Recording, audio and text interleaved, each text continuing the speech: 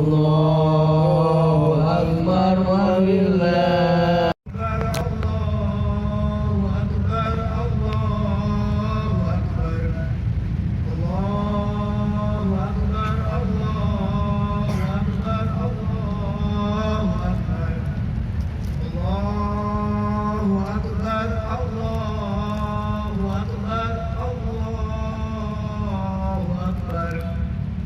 Allahu Akbar kabira walhamdulillahi katsira wa subhanallahi bukratan wa asila. La ilaha illallah wahdahu sadaqa wa'dahu wa nasara 'abdahu wa 'azza jaddahu wa hajamal ahzaba wahdahu. La ilaha illallah wa la na'budu illa iyyahu mukhlisina lahuddin. La ilaha illallah wallahu akbar. Allahu akbar walillahil hamd. Alhamdulillahi rabbil alamin. Wallazi anzala as-sakinata fi qulubil mu'minin yazdadu imanan ma'a imanihim. Walillahi nurus samawati wal ard wa kana Allahu aliman hakima. Asyhadu an la ilaha illallah wahdahu la syarika lah wa asyhadu anna Muhammadan abduhu wa rasuluh. Segala puji kita panjatkan kehadirat Allah Subhanahu wa taala atas berkah dan rahmatnya kita hari ini tanggal 10 Zulhijjah bisa melaksanakan kegiatan sholat Aid di lapangan Kecamatan Kelari ini.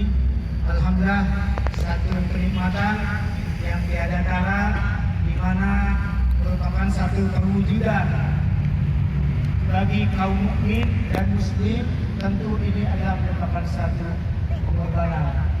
Kita ingat bahwasannya di dalam perjalanan haji banyak hikmah yang bisa kita ambil, terutama yaitu pelaksanaan kurban.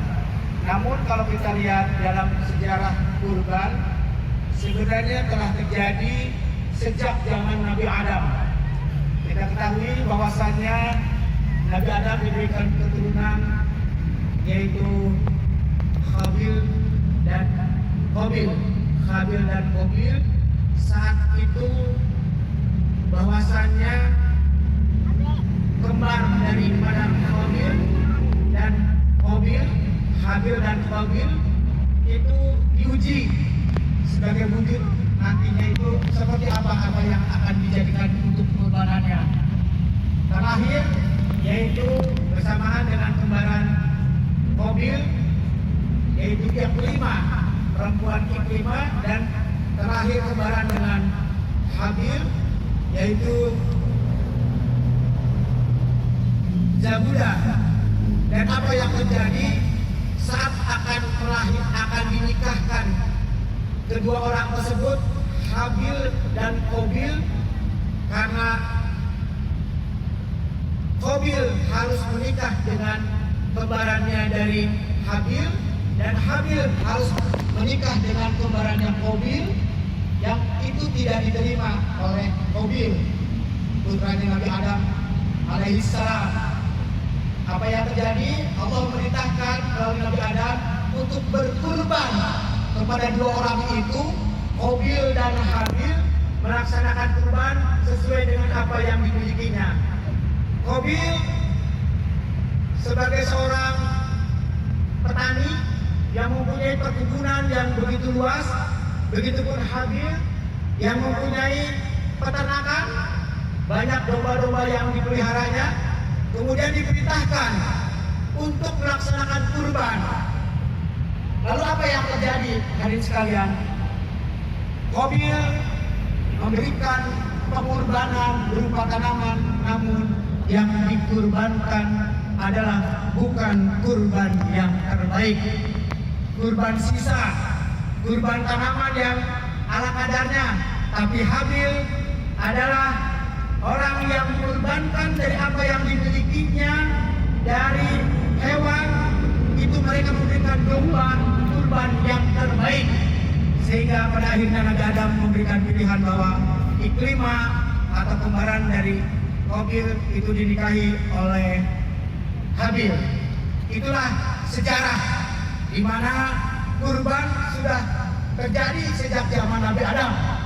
Dan bagaimana juga sifat-sifat manusia seperti hasud, iri, dengki, dan keinginan untuk menguasai hal-hal yang menjadikan untuk kesenangan pribadi itu telah terjadi pada zaman sejak dahulu kala.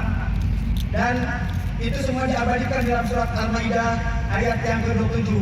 A'udzubillahi minasyaitonirrajim. Watlu 'alaihim naba'a abnai Adam bil haqqi إذ قربا قربانا فتقبل من أحدهما ولم يتقبل من الآخر قال لأقتلنك قال إنما يتقبل الله من المتقين. Ceritakanlah kepada mereka kisah kedua putra Adam, Habil dan Qabil, menurut yang sebenarnya. Ketika keduanya mempersembahkan kurban, maka diterima dari salah seorang dari mereka berdua, yaitu Habil, dan tidak diterima dari yang lain, yaitu Qabil. Dia berkata, Qabil, aku pasti membunuhmu. Berkata Habil, sesungguhnya Allah hanya menerima korban dari orang-orang yang bertakwa.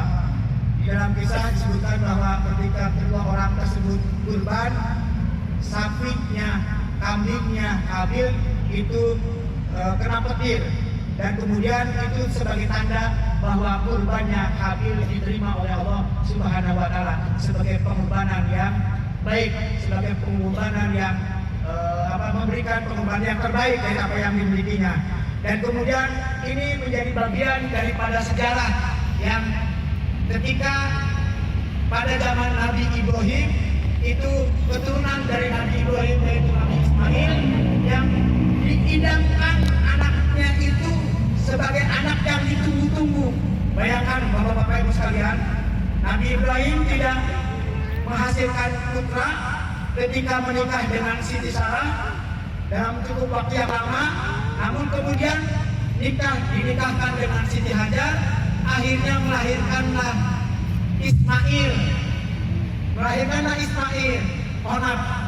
Ismail yang setelah usia daripada Nabi Ibrahim sekitar 99 tahun. Namun kemudian ternyata istri yang pertama Siti Sarah malah melahirkan juga akhirnya seperti yang kemudian turunannya nabi-nabi, para nabi Ishak, Yakub, Yusuf, Al-Yusuf, tidak sampai dengan Nabi Isa alaihi salam. Dan kemudian keturunan dari Nabi Muhammad, Nabi Ismail tersebut adalah Nabi Muhammad Sallallahu Alaihi Wasallam. Apa yang terjadi, ujian yang diberikan kepada Nabi Ibrahim ketika Ismail di usia yang begitu lucunya, orang yang ditunggu, anak yang ditunggu, sampai kemudian pada usia sekitar 11-12 tahun diminta mimpi Nabi Ibrahim pada malam tanggal 8 Zulhijjah untuk mempersembahkan Ismail dikurbankan, dipotong. Dan itu menjadi satu dalam kisah bahwasanya Nabi Ibrahim pernah bernazar sebelumnya ketika tidak punya anak, sempat bernazar, Nabi Ibrahim terkenal dengan sumbangannya ataupun kurbannya berupa sapi sampai 100 ekor, domba 30 ekor, unta sampai dengan 50 ekor, sampai saking dia berkurban begitu besar, terucap, kalaupun saya punya anak, saya akan kurbankan. Dan itu dibuktikan oleh Allah, diuji oleh Allah dengan cara dalam mimpinya Nabi Ibrahim yang berturut-turut tanggal 8 Zulhijjah, 9 Zulhijjah, mimpi yang berturut-turut yang sehingga mimpi itu menjadi satu pembenaran atas nazar yang pernah disampaikan oleh Nabi Ibrahim. Apa kata dari anaknya Ismail? Ismail mengatakan bahwasanya sekiranya ini adalah merupakan perintah dari Allah, maka laksanakanlah wahai Bapak. Seperti itulah keluarga Nabi Ibrahim, keluarga yang soleh, keluarga yang sakinah mawaddah warahmah. Tatkala perintah Allah turun, maka semua mendukung atas perintah yang Allah turunkan tersebut. Dan apa yang terjadi kemudian pelaksanaan untuk memotong kurban pun dalam arti kurban yang dipersembahkan anaknya itu digantikan oleh domba yang dalam sejarah disebutkan domba itu adalah domba yang ketika Habil memberikan pengorbanan kepada Allah pada saat dulu disampaikan. Dan itulah sejarah yang mungkin menjadi perhatian bagi kita, sehingga semangat dari Idul Adha ini tentu ada yang menjadi bagian utama adalah kurban yang dipersembahkan oleh setiap orang, setiap kita untuk perbaikan. Bagaimanapun setiap keberhasilan, kemenangan ataupun perjuangan itu berawal dari pengorbanan. Jadi kurban dalam makna yang luas itu tentu merupakan bagian daripada upaya-upaya untuk kita mendapatkan kesuksesan, mendapatkan kemenangan, mendapatkan hal-hal yang menjadi tujuan hidup kita, mendapatkan sesuatu yang nanti akan disyariatkan oleh Allah, itu sesuatu yang akan menggembirakan. Itulah kurban yang sesungguhnya. Allahu Akbar, Allahu Akbar, Allahu Akbar, walillahil hamd. Jamaah salat Id rahimakumullah. Banyak pelajaran yang bisa kita ambil di dalam kurban ini. Kurban berasal dari kata qoroba yuqarribu kurbanan. Kurban itu sendiri adalah artinya mendekat.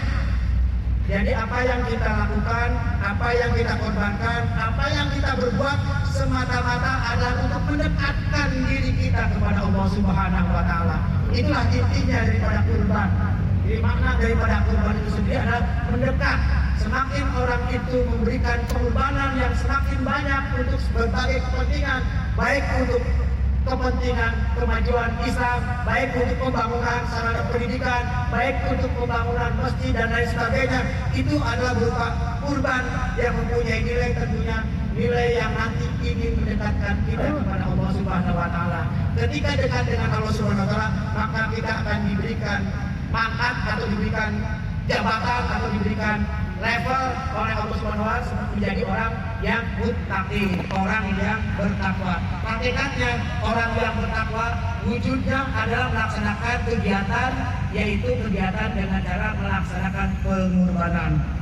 Allahu Akbar, Allahu Akbar, Allahu Akbar, walillahil hamd. Allahu Akbar kabira walhamdulillah katsira wa subhanallahi bukratan wa asila. La ilaha illallah wallahu akbar. Alhamdulillahi wahidil wahdahu wa la haula wa la quwwata illa billahil aliyyil azim. Allahumma shalli wa sallim wa barik ala sayyidina Muhammadin wa ala alihi wa ashabihi ajma'in. Wattaqullaha la'allakum tuflihun. Innallaha wa malaikatahu yusholluna 'alan nabi. Ya ayyuhalladzina amanu shallu 'alaihi wa sallimu taslima. Allahumma ghfir lahum, Allahumma ghfir lil mu'minina wal mu'minat, wal muslimina wal muslimat, ahya'i minhum wal amwat, innaka sami'un qaribun mujibud da'wat. Ya qadiyal hajat, Rabbana la tu'akhidna in nasina aw akhtana, Rabbana wa la tahmil 'alaina isran kama hamaltahu 'alal ladzina min qablina, Rabbana wa la tuhammilna ma la taqata lana bih, wa'fu 'anna waghfir lana warhamna anta man qamsuna ala qaumil kafirin. Segala puji bagi Allah, ya Allah, Tuhan semesta alam. Tiada daya dan upaya kecuali dengan kekuatan Allah yang Maha Tinggi, lagi Maha Agung. Berikan rahmat, keselamatan dan keberkahan kepada Nabi Muhammad SAW, kepada keluarganya dan kepada para pengikutnya. Masukilah rumah dari pintu-pintunya dan bertakwalah kepada Allah agar kita beruntung. Sesungguhnya Allah dan para malaikat bersalawat untuk Nabi. Wahai orang-orang yang beriman, bersalawatlah kamu untuk Nabi dan ucapkan salam dengan penuh rahmat. Ya Allah, ampunilah seluruh kaum muslimin dan muslimat, kaum mukminin dan mukminat, baik yang masih hidup maupun yang sudah meninggal. Sesungguhnya Engkau adalah Zat yang Maha mendengar, Maha dekat, Zat yang Maha bukan doa. Ya Allah, berikan kepada kami kebaikan dunia, berikan pula kebaikan kami di akhirat, dan lindungi kami dari siksa neraka.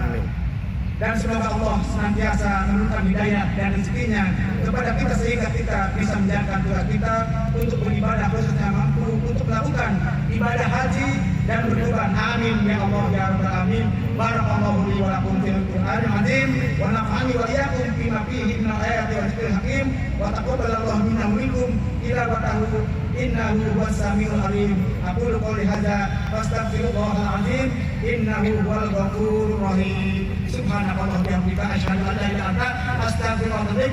Nasrun minallah wa fathun qarib wa basyiril mu'minin. Wassalamualaikum warahmatullahi wabarakatuh. Waalaikumsalam warahmatullahi wabarakatuh. Allahu akbar. Allahu akbar.